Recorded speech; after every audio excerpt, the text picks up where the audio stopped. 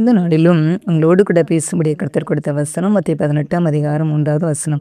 நீங்கள் மனம் திரும்பி பிள்ளைகளைப் போல் ஆகாவிட்டால் பரலோக ராஜ்யத்தில் பிரவேசிக்க மாட்டீர்கள் என்று மெய்யாகவே உங்களுக்கு சொல்கிறேன் என்று சொல்லி இந்த வசனம் சொல்லுகிறது. இன்றைக்கும் கேட்டுக்கொண்டு இருக்கிற குடும்பத்தின் பிள்ளைகளாகி உங்கள் ஒவ்வொருவரோடு கூட கர்த்தர் பேசுகின்றார். பிரியமானவர்கள், இந்த வசனத்தின்படி நாம் பார்த்தோமானால் ஒவ்வொரு மனிதர்களும் கூட பாவ வழிகளை விட்டு கர்த்தரண்டை திரும்புவதுதான் மனம் திரும்புதல்.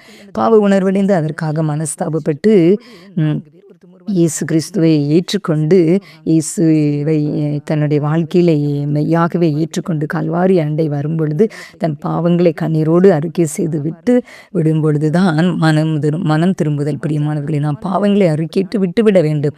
அப்பொழுது ஒரு பெரிய மனம் திரும்புதல் நம்முடைய வாழ்க்கையிலே உண்டாகிறது. நம்முடைய கிறிஸ்தவ வாழ்க்கையில கூட முதல் அனுபவம் மனம் திரும்புதல் தான். பாவிகளுக்கு கொடுக்கும் முதல் கட்டளையும் மனம் திரும்புங்கள் என்பதுதான். பிரியமானவர்களை, புதிய ஏற்பாட்டின் முதல் பிரசங்கமும் மனம் திரும்புங்கள் என்பதுதான். இயேசு பூமிக்கு வந்த முக்கிய நோக்கமே பாவிகளை மனம் திரும்புவதற்கு அழைக்க வந்தேன் என்கின்றார். அப்படியானால் அதை குறித்து இயேசு கிறிஸ்துவும் யோவான் ஸ்நானகனும் கூட ஒன்று போலதான் மனம் திரும்புங்கள் பரலோக ராஜ்யம் சமீபித்திருக்கிறது என்று சொல்லி பிரசங்கிக்கிறார்கள். அப்படியானால் பரலோக ராஜ்யத்துக்கு முதல் திறவுகோல் மனம் திரும்புதல் தான். பிரியமானவர்களே, மனம் திரும்பினால் நம்முடைய பாவங்களை அறிக்கையிட்டு அந்த பாவத்தை விட்டுவிட்டு இனிமேல் அந்த பாவத்தை செய்யாதபடி மனம் திரும்பினால் மட்டுமே நாம் பரலோக ராஜ்யத்துக்கு நாம் செல்ல முடியும்.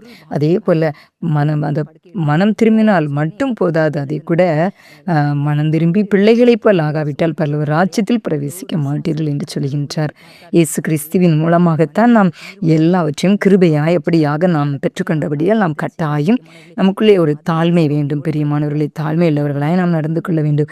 தாழ்மை உள்ளவர்களுக்கு தான் கர்த்தர் கிருபை அளிக்கிறார் என்று சொல்லி வசனம் சொல்கிறது. மேன்மைக்கு முன்னானது தாழ்மை. இயேசு கிறிஸ்துவை பாருங்கள், மரணவரையும் தன்னை தாழ்த்தினார் என்று வேதம் சொல்லுகிறது. அப்படியானால் நம்முடைய கர்த்தராகிய இயேசு கிறிஸ்து உங்களுடைய தாழ்மையோடு பிலாத்துவின் முன் நிற்கின்றார். அடிக்கப்படுவதற்கு கொண்டு போகப்படுகிற ஒரு ஆட்டுக்குட்டி போல வாயை திறவாதிருந்தார் என்று சொல்லி பார்க்கின்றோம். தாழ்மையோடு சிலுவையை சுமந்தார். சீசர்களோடு இருக்கும்போது அவர்கள் கால்களை எல்லாம் கழுவி தன் தாழ்மையை வெளிப்படுத்தினார். நாமும் கூட எந்த ஒரு சூழ்நிலைகளிலும் கூட நமக்குள்ளே பெருமை வந்து விடாதபடி இயேசு கிறிஸ்து நமக்கு முன்பதாக வைத்து அவர் கற்றுக் கொடுத்திருக்கிற அந்த வழியிலே அந்த தாழ்மையோடு நாமும் கூட ஓடுவோம். நமக்குள்ளே ஒருபோதும் ஆவிக்குரிய மேட்டிமைகளோ பெருமைகளோ வந்துவிடாதபடி தாழ்மையோடு பொறுமையோடு இயேசுவை பின்பற்றி அவர் நமக்கு வைத்திருக்கிற முன்மாதிரியை நாம் கடைபிடித்தவர்களாக தாழ்மையோடு நாம் ஓடும் பொழுது, தாழ்மையோடு சிலுவையை சுமந்தார்.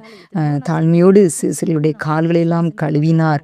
பிலாத்துவிற்கு முன்பதாக அடிக்கப்படுவதற்கு கொண்டு போகப்படுகிற ஆட்டுக்குட்டி போல வாய் திறவாதிருந்தார் அல்லவா? அப்படியானால் நாமும் கூட பொறுமையோடு தாழ்மையோடு நாமும் கூட இந்த உலகத்தின் ஓட்டத்தை ஓடுவோம். கர்த்தர் நமக்கு நம்ம குடும்பத்திற்கும் வைத்திருக்கிற கிருபைகளையும் நன்மைகளையும் அளவில்லாமல் நமக்கு தருவார். நாம் பெற்றுக்கொள்ள முடியும். அவர் வழியிலே பின்பற்றி நடக்கும் பொழுது நாம் மற்றவர்களையும் கூட நாம் ஆதாயப்படுத்தி கொள்ள முடியும். பிரியமானவர்களே, நாம் முதல் மனம் திரும்பி நம்முடைய குடும்பத்தின் நபர்களையும் ரட்சிப்புகளாக நடத்தி பரலோக ராஜ்யத்திற்கு உரிய குடும்பத்தின் பிள்ளைகளாக நாம் வாழும் பொழுது நம்முடைய நல் நடத்திகளின் மூலம் மற்றவர்களையும் ஆதாயப்படுத்த முடியும். தாழ்மையோடு ஓடுவோம். அப்படிப்பட்ட குணாதிசயங்களை கர்த்தரிடத்திலிருந்து கேட்டு நாமும் கூட பெற்றுக்கொள்வோம். கர்த்தருக்கு பிரியமான பிள்ளைகளாய் நடப்போம். அப்படிப்பட்ட ஆசீர்வாதத்தை நம் ஒவ்வொருவருக்கும் கர்த்தர் தந்தருள்வாராக. ஆமேன்.